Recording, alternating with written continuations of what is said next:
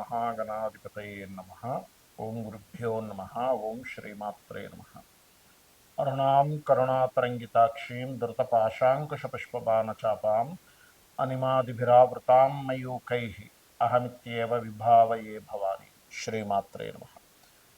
ప్రేక్షకులకి ఆ లలితాంబిక అమ్మవారి యొక్క అనుగ్రహం పరిపూర్ణంగా కలగాలని మనస్ఫూర్తిగా కోరుకుంటూ, మనం ఈరోజు మహాలయ పక్షాలు వచ్చాయి కాబట్టి పితృదోషములు ఏ రకంగా ఏర్పడతాయి, వాటిని ఏ ఏ పనులు చేయడం ద్వారా, అంటే మన జీవితంలో మనం చేసేటువంటి మన ప్రవర్తనలో అనుకోండి, మన బంధువర్గంలో అనుకోండి, అలాగే మనం చేసేటువంటి దానం అనుకోండి, మనం వెళ్ళాల్సిన క్షేత్రాలు అనుకోండి, ఇవన్నీ కూడా ఏమి చేస్తే మనకి ఆ పితృదోషం నుంచి బయటపడతాము అనేటువంటి అంశాలు ఏవైతే ఉంటాయో అవి చెప్తుంది నేనైనప్పటికీ కూడా చెప్పిస్తుంది సాక్షాత్ లలితామ్మవారిగా భావిస్తూ ఒక్కొక్క లగ్నము గురించి తెలుసుకుందాం. లగ్నం తెలియని వారు రాశితో చూసుకోవచ్చు, నో ప్రాబ్లం, దాని ఇబ్బంది లేదు. చాలా మంది కన్ఫ్యూజ్ అవుతున్నారు, ఏమంటే మీరు లగ్నం అంటున్నారు, మరి రాశి చూసుకోవాలి లగ్నం చూసుకోవాలని.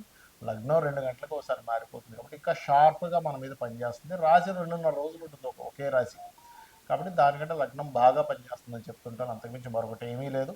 ఏమీ కన్ఫ్యూజ్ అవ్వకండి. లగ్నం తెలిస్తే లగ్నం నుంచే చూసేసుకోండి, లగ్నం తెలియకపోతే రాశి నుంచి చూసుకోండి. మనసే కదా మనకి, కాబట్టి చూసుకోండి, తప్పేమీ లేదు. తులవారికి కనుక చూసుకున్నట్లయితే ఇక్కడ పంచమ స్థానం అనేటువంటిది కుంభం అవుతుంది, భాగ్యం అనేటువంటిది కన్య అవుతుంది, మీకు మిథునం అవుతుంది. భాగ్య వ్యయాధిపతులు కదా, అందుకని అలా చెప్పాను. కాకపోతే ఏంటంటే కన్యారాశి వ్యయస్థానం అయితే మిథునం భాగ్యస్థానం అవుతుంది కాబట్టి బుధుడే అవుతాడు. ఇక్కడ బుధుడు దేవత అనుగ్రహాన్ని ఇచ్చేటువంటి గ్రహంగా మారుతాడు.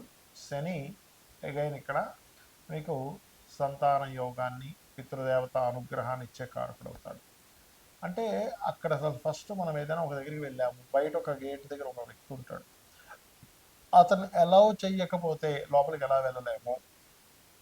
ముఖ్యంగా పంచమంలో ఉండేటువంటి గ్రహం యొక్క ప్రభావం కనుక మనకి పరిపూర్ణంగా దొరకకపోతే కూడా ఓపెన్ అవ్వవు అక్కడ మన యోగాలు. కానీ బ్లాక్డ్ భాగ్యచక్రాస్ అంటూ ఉంటారు. సహజంగా బ్లాక్డ్ భాగ్యచక్రం అనేటువంటిది పంచమ భాగ్య స్థానాల్లో కూడా ఏదైనా పాపగ్రహాలు ఉంటే కూడా బ్లాక్ అయిపోతుంది.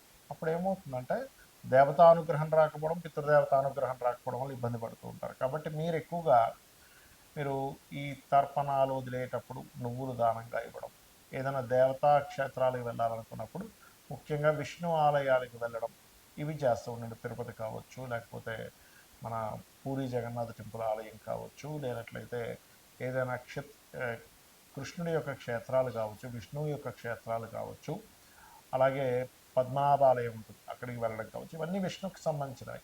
లేదా మీ ఇంటికి దగ్గరలో క్షేత్రాలకు వెళ్తే అలా వెళ్ళండి. మీ ఇంటి దగ్గరలో ఏదైనా వెంకటేశ్వర స్వామి ఆలయం ఉంది, వెళ్తూ ఉండండి, భగవత్ అనుగ్రహం ఎక్కువగా కలుగుతుంది.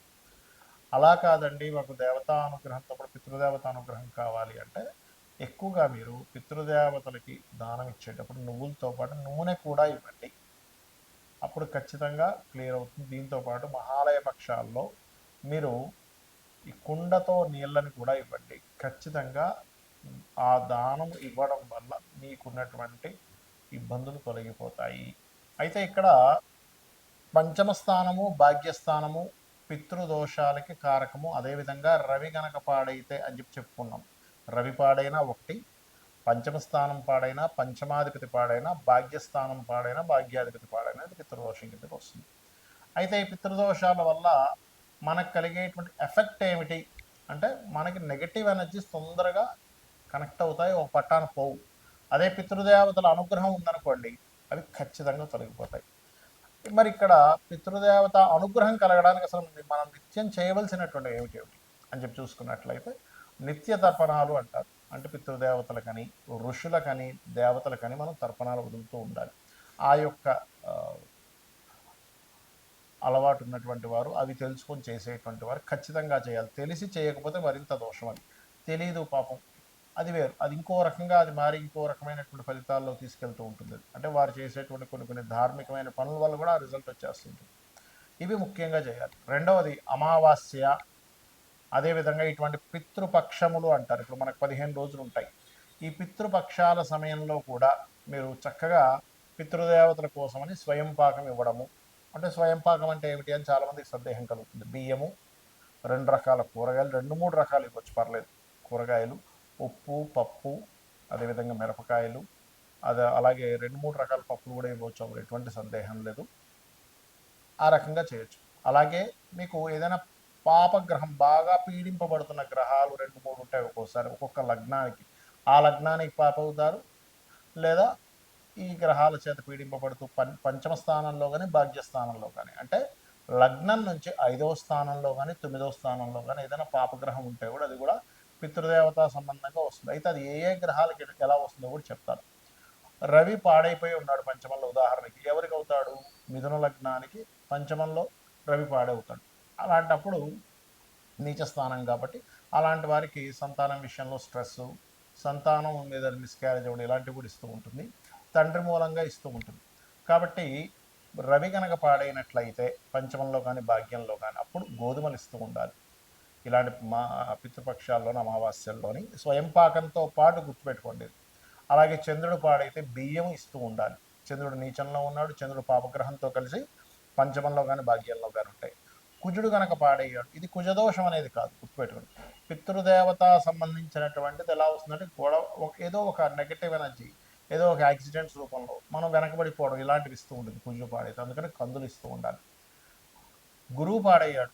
గురుదోషం వేరేగా ఉన్నప్పటికీ అది పితృస్థానాల్లో అయినప్పుడు ఏమవుతుంటుందంటే పర్టికులర్గా ఆ యొక్క శనగలు అంటారు. శనగలు మరియు పసుపు రంగు వస్త్రం. శుక్రుడు పాడేయడం ఉదాహరణకి మీ యొక్క జన్మజాతకంలో మరి ఎలా ఇస్తుందండి పితృదోషం? శుక్రుడు స్త్రీకారకుడు కదా, అంటే వివాహం అవ్వకుండా చేసేటువంటి దాంట్లో దాని యొక్క పాత్ర ఉంటుంది శుక్రుడు అవ్వడం వల్ల. మరి శని అయితే వీళ్ళకి అనేకమైనటువంటి బాధలు ఎంత ప్రయత్నం చేసినా ముందుకు వెళ్ళట్లేదు. ఎందుకు అంటే శని ద్వారా వస్తూ ఉంటుంది.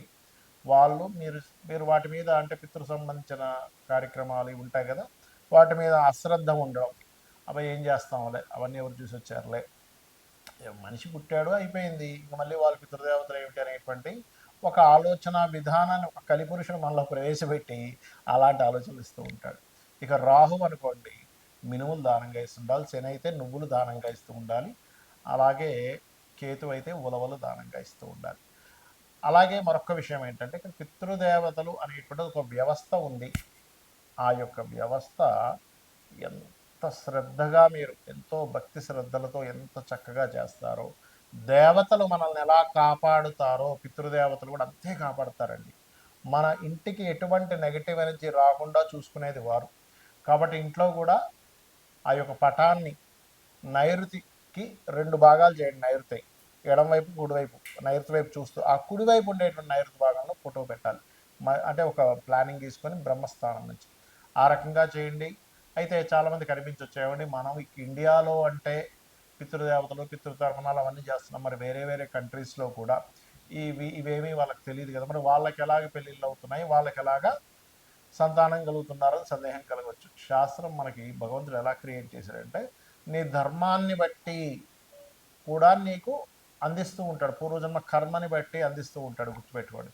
ఇప్పుడు ఆ వ్యక్తి ఎవరికో పాపం ఒక జీవికి అన్నం లేదు పెట్టాడు, లేకపోతే ఒక మనిషికి ఇబ్బంది పడుతున్నాడు, వాడు ఏదో సహాయపడ్డాడు ధార్మికంగా.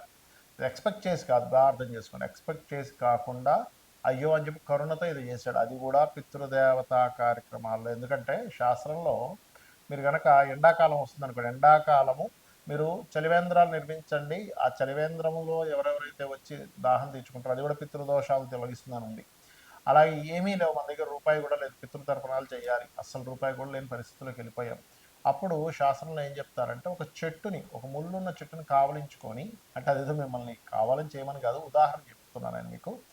అయ్యో నేను ఏమీ చేయలేకపోతున్నానని కంటి నీరు కార్చినా కూడా పితృదేవతలు అనుగ్రహిస్తారట. అయ్యో ఏం చేయలేకపోతున్నాం, బాధపడుతున్నాను కాదు, మేము మీకు అనుగ్రహిస్తామని. ఆ రకంగా ఏంటంటే చేయగలిగే శక్తి ఉన్నప్పుడు కాజిని నువ్వులు 5-10 రూపాయలు పెడితే వస్తుంది, ఇలా వదలండి కనీసం పితృదేవతల కోసం. ఖచ్చితంగా మీకు ఫలితం వచ్చి తీరుతుంది. తద్వారా మీరు ఉద్ధరింపబడతారు, మీ వంశం కూడా ఉద్ధరింపబడుతుంది. శ్రీమాత్రే నమః.